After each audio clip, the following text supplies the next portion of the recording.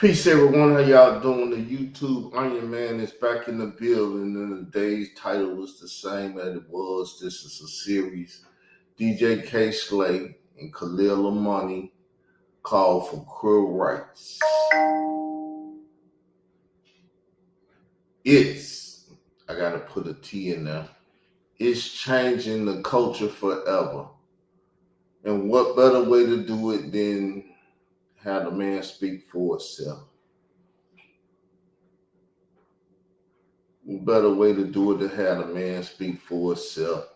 So he can fight with himself or he can argue with himself. I'm not finna argue with no old ignorant ass nigga. But I will let the old ignorant ass nigga argue with himself.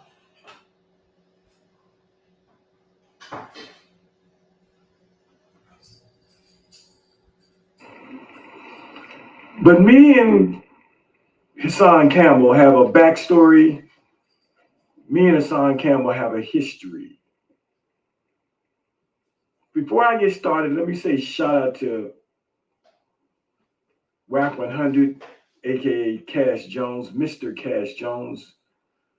I want to thank you again for interviewing me on your clubhouse last Friday. Had a great time, had a wonderful time.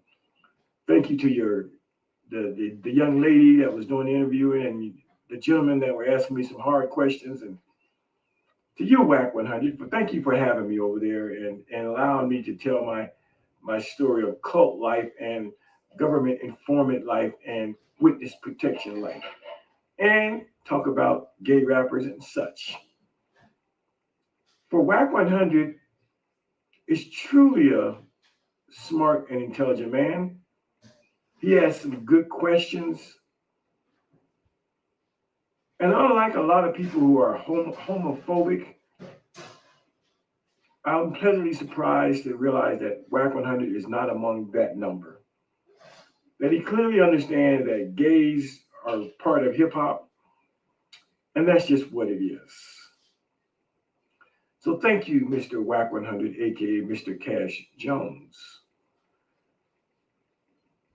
But I need to talk to Hassan Campbell. Again, me and Hassan Campbell, we have a storied past.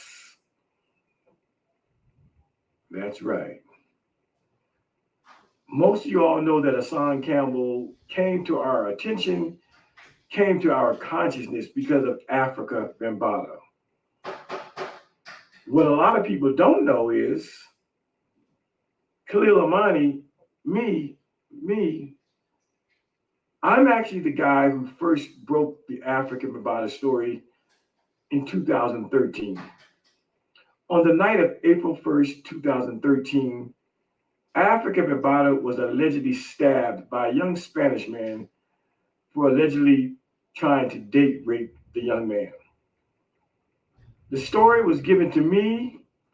I was the only one that had it, and I broke it. I am it. Mind you, this happened 3 years before Hassan Campbell came out and 3 years before Ronald B. Stinger Savage came out. I am the one who first broke the story that Bambaataa was doing some things with some young men. I broke the story. And the story was given to me by none other than iconic and legendary, the gatekeeper of all things hip hop, slap your favorite DJ, the drama king, DJ K. Slay. That's a whole fact. Sitting here in Denver, Colorado, on the night of April 1st, 2013. Now, I would like to stop for a sec to talk about this. This man has been bullied by Layla Wills, Troy Star Terrain, and others that he better not tell this story. He can't get out and tell this shit like he was telling it when he was telling it. They told him, nigga, you better sit your old punk ass down and shut the fuck up. And that old punk ass nigga started chasing me.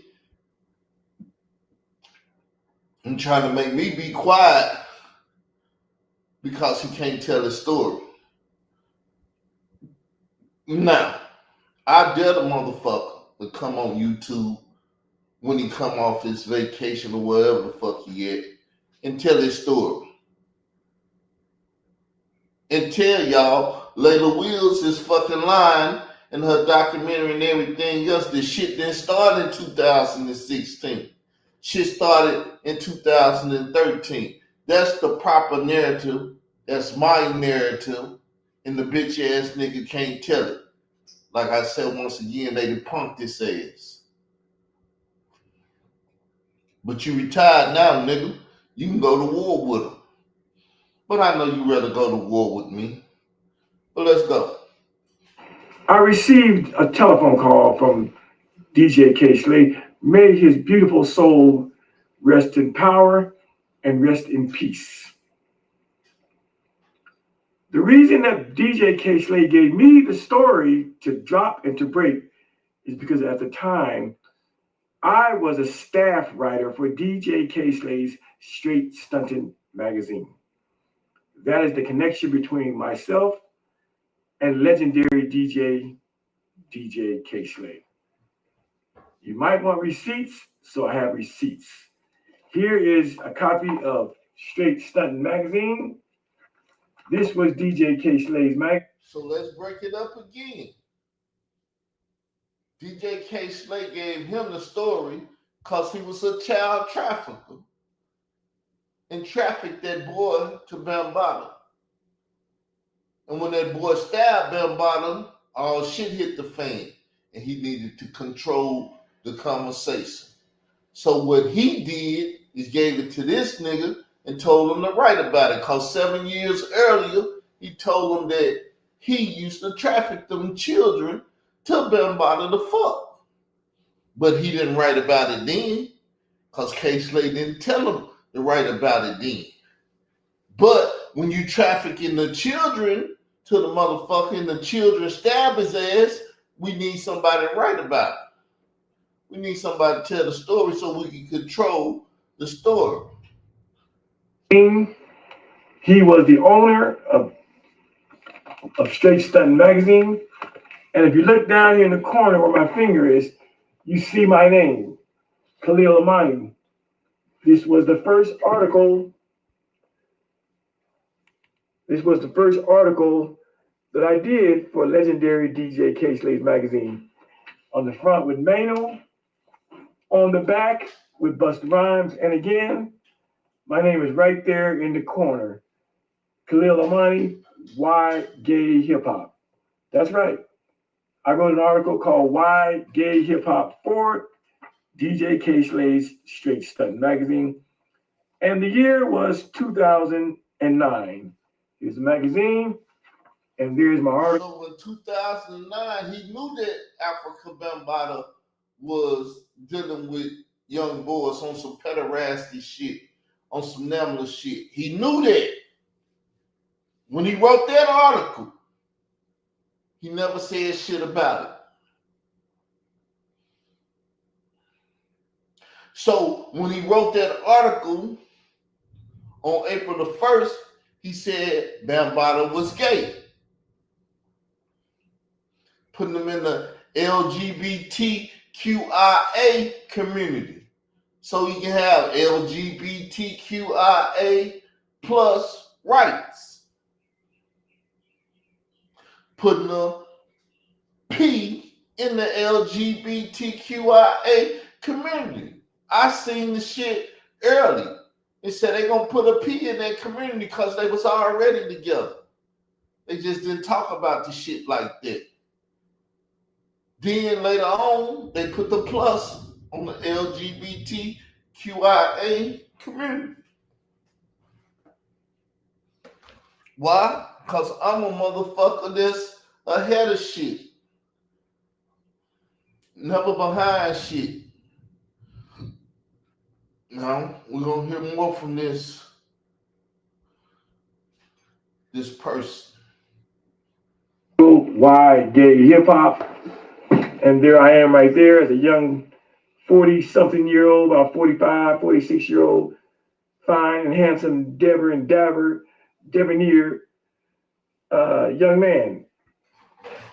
I wrote for DJ K. Slade's magazine for 10 full years. There's my name and there's my face. There's your receipt, name on the front cover, and name on the back cover. Name on the back cover. Got it? Got it.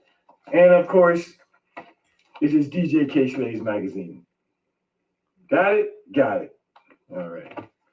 Just have to show receipts because people don't know and they don't know. And to my good friend, Whack 100, I call him a friend. The comrade, Whack 100.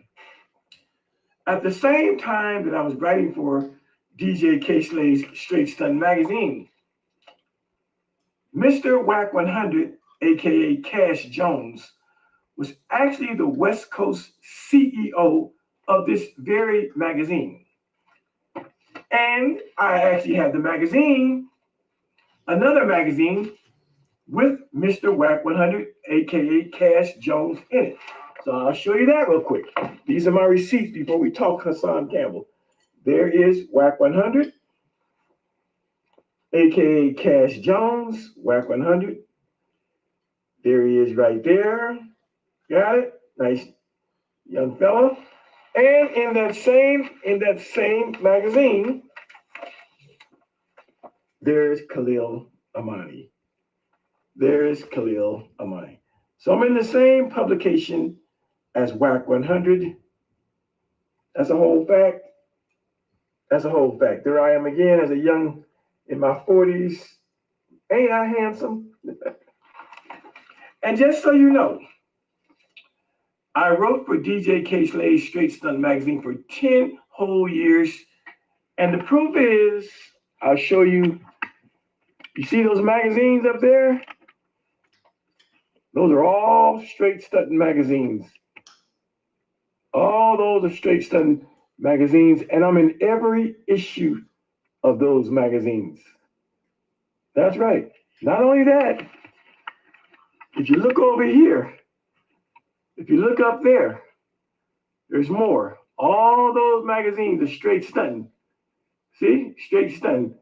Khalil Amani. So what he's doing is showing you that Cash Jones and him has been associates for a long time. So when you see Cash Jones, aka Whack 100, Tekashi 69, and her son Camel together, guess who put them together? Guess who got the authority to do it? The government informant that put all the fucking informants together. All of them are informants. All he had to do was call the boss and say, get them all together. Straight jump and all that shit and the shit that went on behind that. He's the operator motivator. Is in every issue of these Straight Stuns. And these magazines were sent to my address by the drama king himself. He mailed me issues of every magazine. And there's some that I don't have that are missing, but I got most of them. So I just want you to see that on my wall in my library here. Those are Khalil Amani's Straight Stun magazine. And again, I'm in every copy of that magazine for over 10 years of writing. Got it? All right. So over 10 years, he knew Africa Bell Bottom was gay, but never wrote nothing that said nothing in that magazine or any publication. I've done my homework now. Show my receipts. Because I know, like, who is this old guy? What does he have to do with Hassan Campbell? Again, me and Hassan Campbell, we have some history. We have a past. For me and Hassan Campbell, we had a war of words because as it was revealed later on by the likes of people like Troy Star Terrain, that in fact and indeed, I was the first to talk about the Bambaataa story. I'm the first to put this information out there. I had him and Troy Star Terrain arguing in the emails and shit. Big mad, little mad, all this shit is because of me. But he won't say my name or give me any publicity in the shit because he don't want me in the Africa Bambaataa conversation. Layla Wheels and Troy Star Terrain already told him, you done fucked up already. Nigga, go shut your bitch ass mouth. And that's what the nigga done did. As a matter of fact, while I'm talking, I'm going to see if I can pull up Troy Star Terrain. Also, letting you know who I am and who I am. See if I can find that, pull that up real quick. It's going to take a minute. But me and Hassan Campbell have had a past.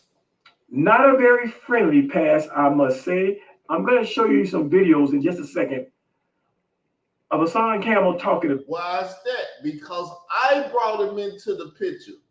And Hassan Campbell was trying to go to war with me.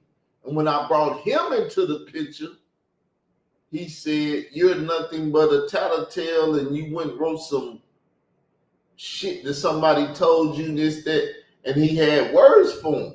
He didn't like the nigga. He said, you're homosexual and you're a motherfucking government informant. I don't fuck with homosexuals or government informants, which we know he lied because he fucked with Africa Bambaataa.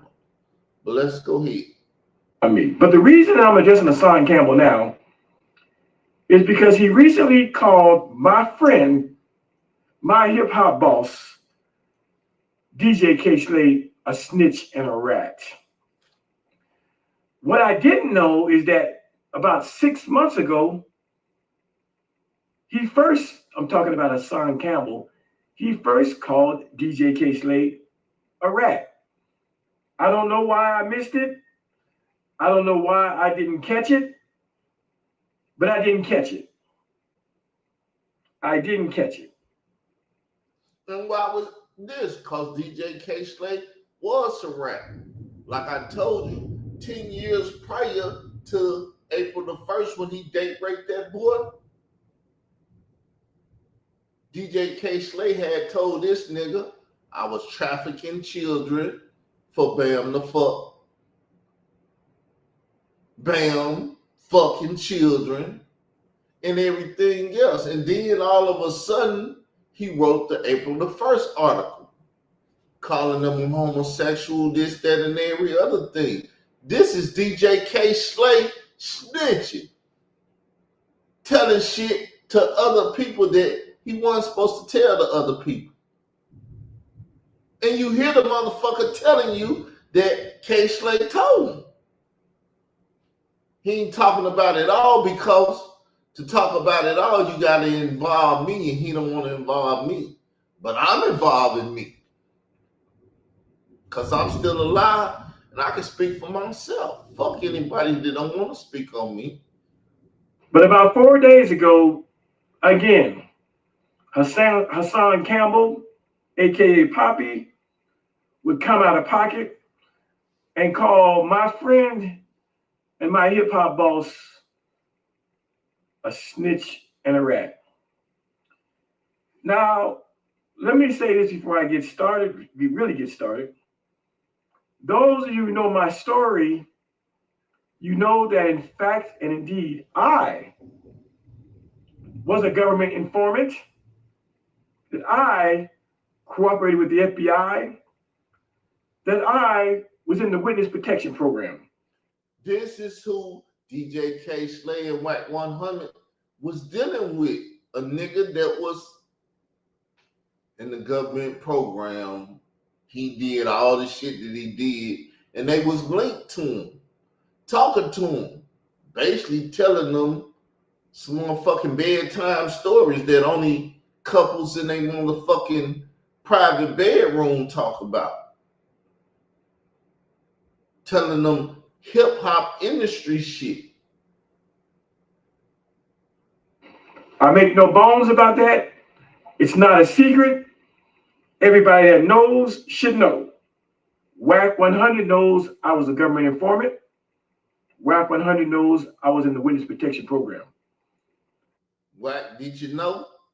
See, when he first met me, he said K. Slay didn't know. Come to find out, he's a fucking lie. K. Slay did know. But he tried to be a truth teller, so he gonna tell you WAC 100 know he down with the government and do all that shit. That's why that bitch ass nigga Charleston White and shit said he worked with the feds. I've been telling y'all that WAC 100 run with the feds. But they don't want a nigga like me, a real nigga, out in these streets running my mouth talking about real shit. They want to put a motherfucking that box the island boys and all that shit. Come on, y'all. I have been on 6 national TV shows. I have been in places like People Magazine, Fox News, Newsweek, the Miami Herald, the LA Times, Spin Magazine, all over the place. I wrote a book about me being a government informant. Now all that bitch nigga can do is stalk me. He used to go to work and stalk me, but now he retired and he's stalking me. I think he on vacation or whatever, but I don't give a fuck that he on vacation. He started some shit right before he went on vacation. And I wouldn't give a fuck that he on vacation. I'm still busting at his bitch ass. That's just so he can talk his shit like I'm on vacation and the nigga still stalking me. Nigga, I wouldn't give a fuck if he was making another goddamn baby. I'd still be on your motherfucking ass. Cause I told you to leave me the fuck alone, but you don't want to listen to my commandments. There's another book written about it. So I preface, and I'm going to show you videos because this is what me and Hassan had our bad blood. Fact of the matter is, it was a government informant, myself, who broke the Africa Bambaataa story in 2013. Layla. My colleague, Troy Star Terrain, would come along later, and he would really bust it open. In 2013, well, if you say Khalil did it or Troy Star Terrain did it, it was still 2013. You can't omit that shit. You so fucking no good journalist out here fucking up shit. I simply wrote about the story, and Troy Star Terrain would come along, and he would put faces to what I had said 3 years earlier. Thus, he introduces us. Thus, Dame Wedge, he asked, he said, why are they coming out now and saying this? Because that boy stabbed Bambaataa, and Bambaataa gave the picture to her son Camel so he can go murder the boy. So, what's the worst? Taking a man's sexuality or taking his motherfucking life? Which one the worst? You taking sexuality, the nigga can live forever and heal from the shit. You kill his ass, he ain't got nothing, nigga. You done fucked him and you done murdered him. It's over with. To Hassan Campbell, Ronald B. Stinger Savage, and others. I'm scrolling down my page while I'm talking to try to find the thing with Troy Star Terrain over this narrative. But me and Hassan Campbell, we come into contact over the Africa Bambaataa story. See how he leaving me out? He just, we came in contact. No, Israel Doctrine got this old bitch ass nigga. He was on Team Israel Doctrine. until Layla Wills, Troy Star Terrain, and the rest of them said, I give you a thumbnail. I give you a motherfucking motion picture. I do all this shit for you. And he said, that sound better than fucking with this no reading son of a bitch that's sitting up in the house in Arkansas. I'm rolling with you all now. And then he started rolling with them. And like I said, started stalking me. I was sitting up on my sister's couch with the COVID, sick than a motherfucker. Watched the video, he talking shit about me. I said, look, leave me the fuck alone, man. I got audio of your motherfucking ass. When you was talking to me, I was recording, bitch. And I got the audio. Then his goal in life was to piss me off enough for me to play the audio. Well, I control me. And I ain't playing no fucking audio till I feel like playing the audio. It's something been out there, though. Evidently, he didn't like the fact that it was a lowly blogger from the Midwest who had broke the story. And then when he heard my backstory, I said, when Hassan Campbell heard my backstory, government informant, gay rights activist, witness protection, I had too many marks against me for someone like Hassan Campbell to embrace. We're gonna get to DJ K-Slay, but I want to talk to y'all, let you know who I am and how I'm involved in this. This is not a clout chase. I'll probably put in Hassan's name in the title, but I want you to know it's not a clout chase. One of the biggest clout chases I've never seen. Because it was my acts that made all this shit happen. But look at him. He want all the clout and the glory and everything. He didn't say Hassan and Ron came out and I ain't like what the fuck they was doing and saying and how they was shitting on K-Slay and shit. So I came out fighting against them. No. He got contacted by me. And then he came out and started fighting against them and shit. But he won't tell you that. All of the Bambaataa stuff starts with me. That's a whole fact. Hopefully I'll be able to pull up this. I should have had it ready. But sometimes I go off the dome and I think about things to say. And then I say, oh, let me show them this while I'm talking about it. I think I'm getting pretty close to it.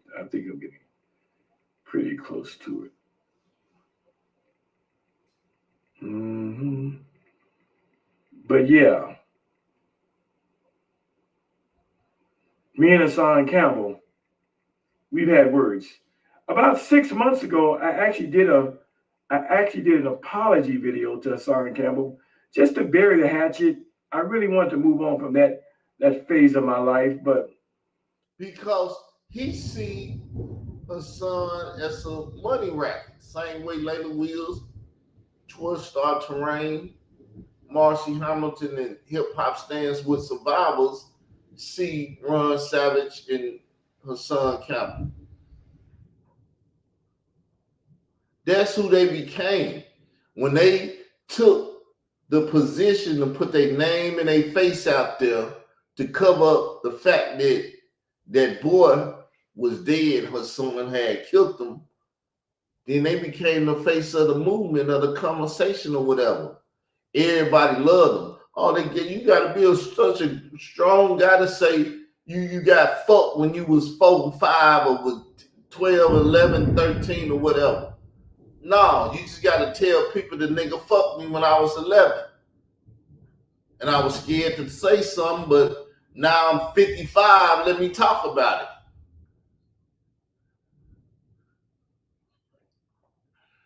evidently, Hassan Campbell is not going to let me bury the hatchet.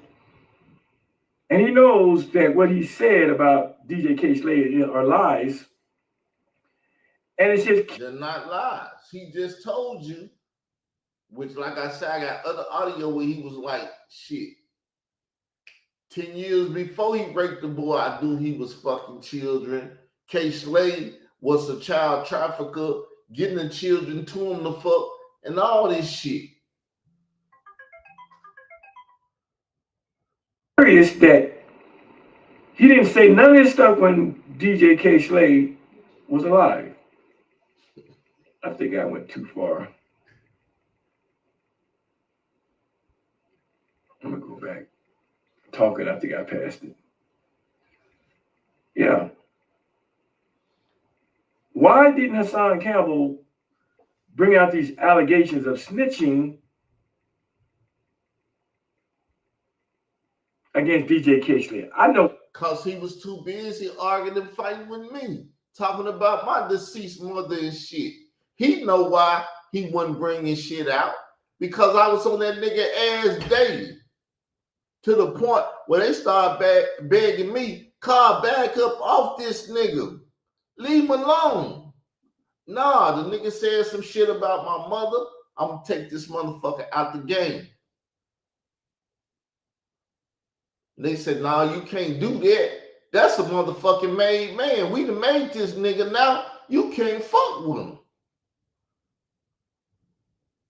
But I was out here putting K. Slade out there as a snitchy shit. Her son heard it. He started repeating me.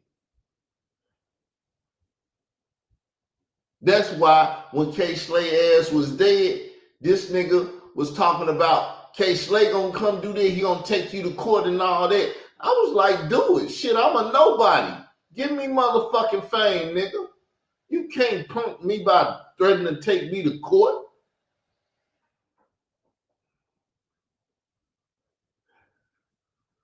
I'm a motherfucking drummer king. Me and the king can get it on. He want to be the drummer king. I'm saying I'm the drummer king. Let's bump heads in court. And that nigga bitched out. Went died so he can get the fuck away from me. I ain't going to die for that nigga. Fuck that nigga. He didn't want it. This nigga said, "I told him to leave you alone." That's right. You better tell that motherfucker to leave me alone.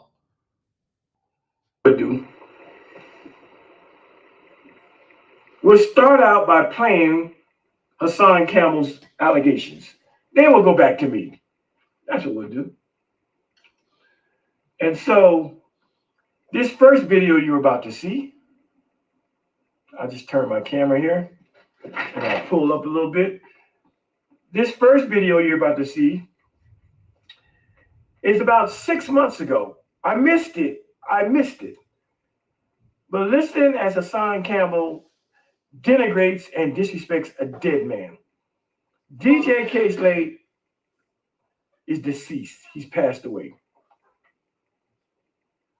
But this is what he said 6 months ago, people. We'll start with that. Half these New York rappers, they're told.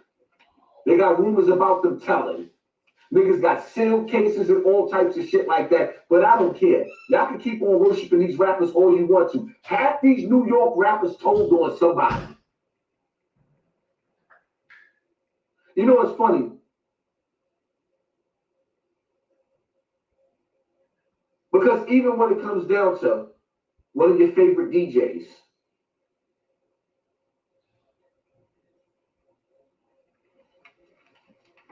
the nigga got paperwork because he told. K. Slade, fuck it, I ain't gonna bite my tongue. K. Slade, may he rest in peace. He got caught. Copyright infringement. He was in them illegal spots with illegal DVDs and CDs being burnt. He got locked up. He was facing time. He snitched on a homicide. K. Slade snitched on a homicide. The paperwork's there. The dudes that he snitched on in the homicide, snitched on 2 dudes. While he was in jail, K. Slade rose to power, became a top DJ. When those dudes came home, K. Slade had them murdered, both of them, to hide the fact that he snitched. The paperwork is there that he snitched. Half these niggas that y'all worship in New York City, some of these niggas that's rapping at the top of the game, that snitched on their co-defendants, is getting paid Okay, so that's the first one. That's the first one. Why Hassan Campbell wants to bring this out today, we'll never know. Not only that, shout out to Gene Deal, because I heard Gene Deal's response to this, and Gene Deal is somebody that was with K Slade pretty much daily, and Gene Deal read the paperwork, and Gene Deal tells the whole story about what he's talking about, and it ain't even like that. But what I wanted to show you about myself, just to get you, again, I was telling you earlier that me and Hassan Campbell, we have a history. Oh, I'm going to show you. So now I'm bringing up Gene Deal name. You know why? Because like Tekashi 69, Whack 100, Hassan Campbell, and also Khalil Amani, Gene Deal run with the feds. Yes, he was a mover and a shaker in hip hop, guarding people, taking notes, keeping notes. That's why I can tell you all that shit about Puffy and who was at the parties and all that other shit. That's why he can come at Mace and all that other shit, because he knows the hip hop secrets and the shit that the gatekeepers been doing. But I'm a nobody. I don't know shit. I ain't got no power. I'm supposed to be blind to what's going on. Now I'm in the midst of all this shit. And as long as this bitch ass nigga keep running up behind me, I'm gonna keep fucking that bitch ass up. Word to life. In just a second here, Hassan Campbell talking about me. And the way Hassan Campbell bastardizes my narrative, my story, what happened to me 40 years ago, it lets me know that he's probably lying on DJ K Slade. Frankly, I don't care if it's true or not. Frankly, it doesn't diminish who DJ K Slade was for me. I'm a civilian. I'm not invested in the street. I could care less about this. He's a civilian. See, you always want to claim civilian when the shit get hot. Well, I'm a civilian. You want a civilian? You was a hip hop journalist. Yes or no? For how many years with K Slade? How much shit did he tell you? How involved was you? You like that motherfucker, was Lauren Wyclef and what's the other dude name? The unnameable Fuji dude. Nigga, you sitting right there watching everything. You got notes to everything. You've been at the baby oil parties. You like big booty bitches and you like men, so they at the baby oil party too. Tell your story, nigga. You afraid they done told you to shut the fuck up. Khalil, go tell the FBI. I ain't telling them. They gonna stick me back in Wickset. And I got a movie I gotta make with what's the nigga name? What's the nigga name? Africa Body Buddy. Damn, I can't think of his name. Somebody help me. Africa Bambada, something Bay. What's his name? Shabir Bay.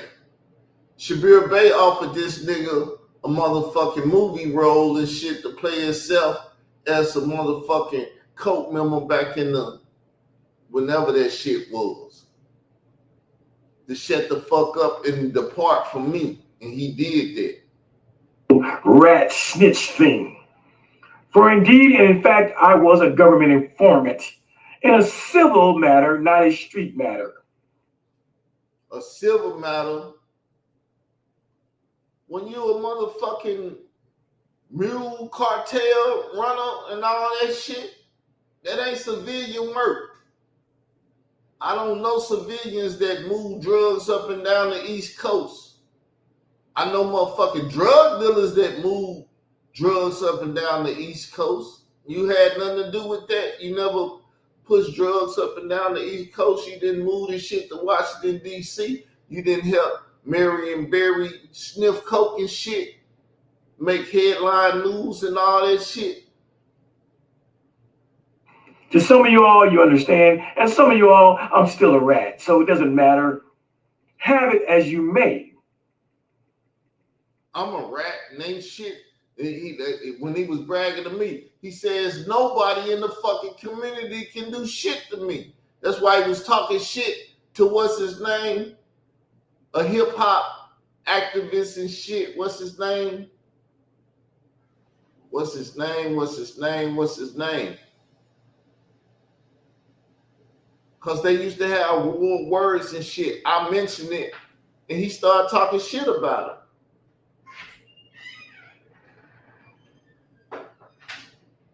He started fucking with dude and shit. I would say he punked him out. Because I asked the dude, I'm like, shit, don't nobody want to interview me. You ought to interview me and get this shit because hip hop need it. But the nigga scared to deal with the shit. Everybody's scared to deal with the shit because Africa Bambaataa done fucked a lot of niggas. And he got a lot of niggas up under his nutsack.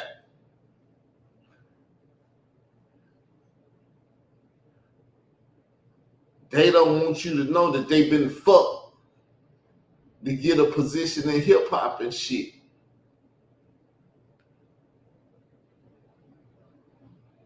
This the shit that I'm up against.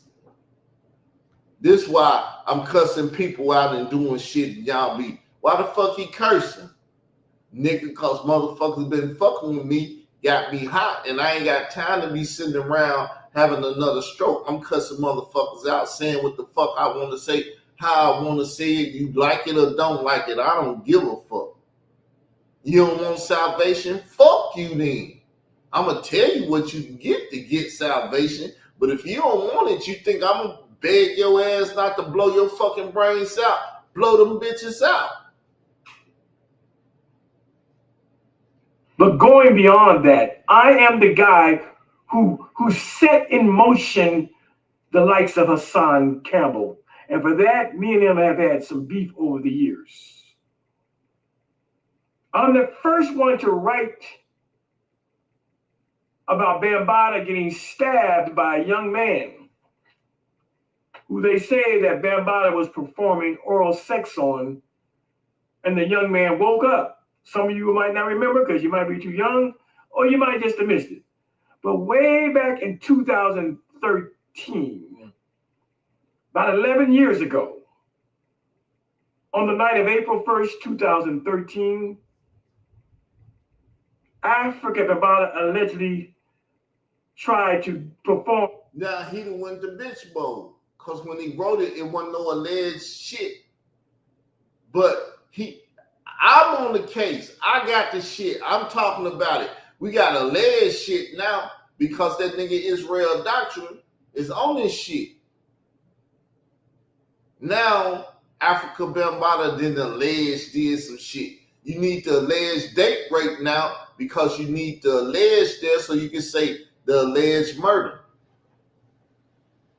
Not that he did date rape, not that he did get stabbed, not that he did give her son the picture, the murder of the boy. Alleged. You hear Carl saying alleged? Nah, because I got monkey balls. Oral sex on a young Spanish man after giving him a date rape drug, allegedly. The young man woke up and got a knife or some scissors and began to poke him. It was some knives. Scissors come from Troy Star Terrain. Troy Star Terrain told a lie that it was scissors. If you in the kitchen, what the fuck you doing to get some scissors? It's knives in the kitchen. And stabbed Bambaataa and his man's Ahmed Henderson, his roommate. On the very night in question, April 1st, 2013, I was sitting here in Denver, Colorado on my couch about 11 p.m. when DJ K. Slade called me. I was a writer for Straight Stunt Magazine, as I've already proven to you. And DJ K. Slade gave me the drop. He gave me the story and asked me to write and put it out there what had just transpired damn near in real time. I knew in Denver, Colorado, what niggas in New York had not heard yet. Why is that? Because he trafficked the boy done stabbed the motherfucking godfather of hip hop, and we gotta control this situation. I can't call no motherfucking New York and tell him, but I got a government informant ass nigga down in Colorado that wait for me. Let me tell him. Write this story, Khalil,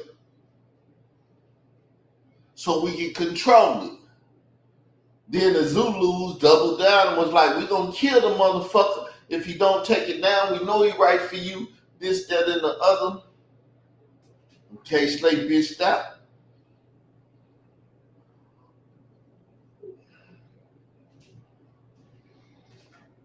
He bitched out, and because he bitched out, Khalil the Money bitched out. And when the Zulus went to the magazines and shit and said a nigga lying and all that, K. Slade didn't speak up for him, and he didn't speak up for himself. They threatened his life and everything. When I told him to go to the feds, he said, I ain't going unless they threaten my life. Bitch, nigga, they been there threatening your life. Told your hip hop boss, if you don't take that shit down, they gonna take your motherfucking life. That's why I told you when Layla Wheels come, you better not let that bitch know where you stay, or you'll be a dead motherfucker the next day.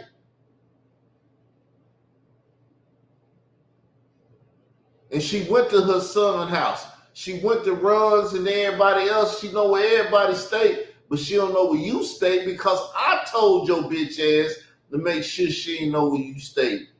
I preserve your bitch ass life, nigga. Should have let the bitch kill you. And I wrote the story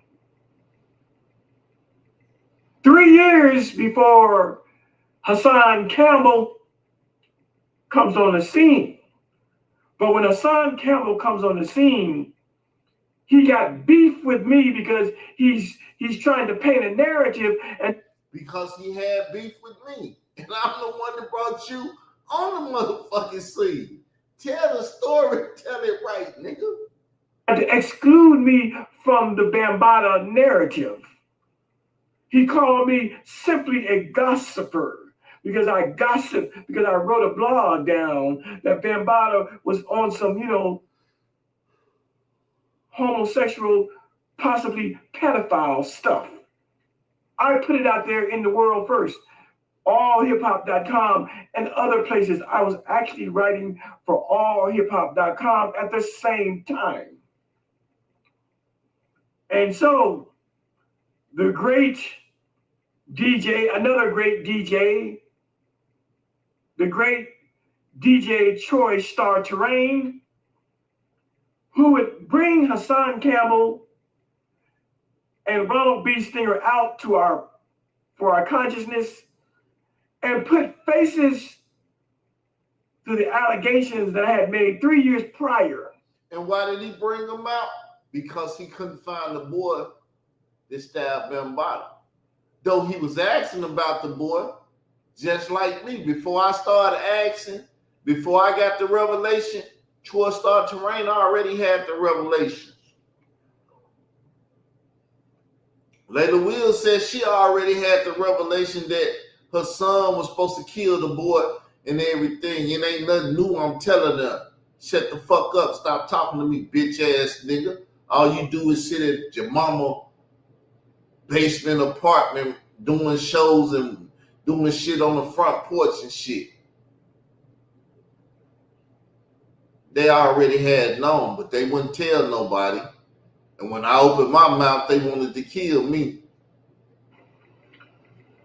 he acknowledges, I'm talking about Troy Star Terrain, he acknowledges that Khalil Amani did it first.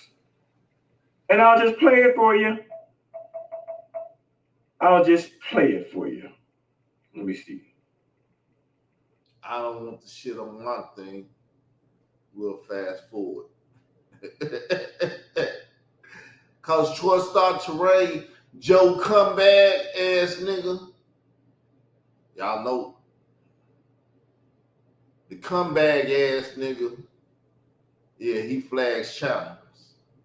100 is the homie. Me and WAC 100 have been in the same spaces with DJ K Slade on boat rides for birthday parties in New York City on the Hudson River.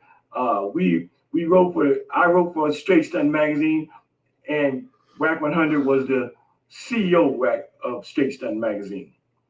So it's a hodgepodge. And so now you see that Khalil Amani, myself, that people like Troy Star Terrain, he knows the narrative. He knows that I'm the one that first wrote about the story. But honestly and sincerely, it was DJ Troy Star Terrain. Excuse me. It was DJ Troy Star Terrain who broke the story wide open.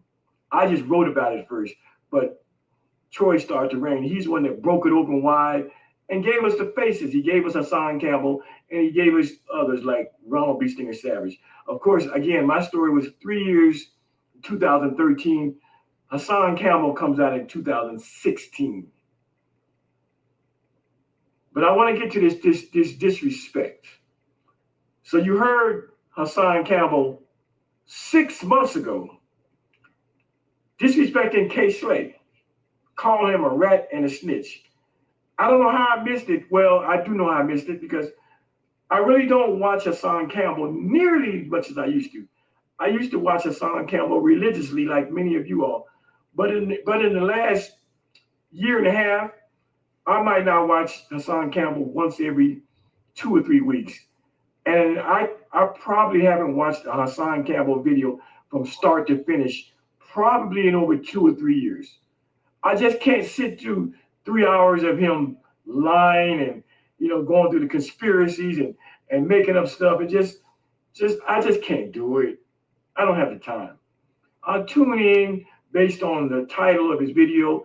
I'll watch it for about 10, 15 minutes, and I've had enough of Hassan. That's it, people. That's 30 minutes in the video. I'm gonna stop it there. So if I come back, tomorrow is the Sabbath. So if I come back Sunday, whatever, I have a place to come back to 30 minutes into the video. But yes, I mean, he's not going to address me. He's not a man. He can't address me because other men and women control his mouth. He want to be a rebel and do what the fuck he want to do, but he done sold his soul to the fucking devil. He can't do what the fuck he want to do. Or they'll cut his motherfucking tongue out his mouth and pull it down his motherfucking throat pipe and everything else. See, he done took oaths and everything. And when you took oaths, you can't talk about what the fuck you want to talk about. The only thing they gave him free range to is to talk shit to me. And then when he talks shit to me, I'ma talk about the shit he can't talk about. Because I ain't took no motherfucking oaths. And I'ma go on platforms and I'ma give interviews and I'ma talk about all the shit. And everybody, the million people that done watch me, that would used to be subscribed to Israel Doctrine Reloaded before K Slay and the rest of them bitch ass niggas took down that powerhouse, they gonna realize what's going on and they gonna remember, yes, that nigga was doing all that shit back in 2017, 18 and shit. Cause I'm the man. I had enough people view me, watch me, and knows about me without the gatekeepers and shit controlling me. Never have, never will, because I never sell my soul. It's already owned by the Lord God of Israel. I can't sell it anyway. But with that said, people, have a peaceful Sabbath day, because it is the Sabbath day. Subscribe to the channel. Hit the notification bell. With that said, I'm out. I appreciate all that came to the room and spoke. I'm out. Peace.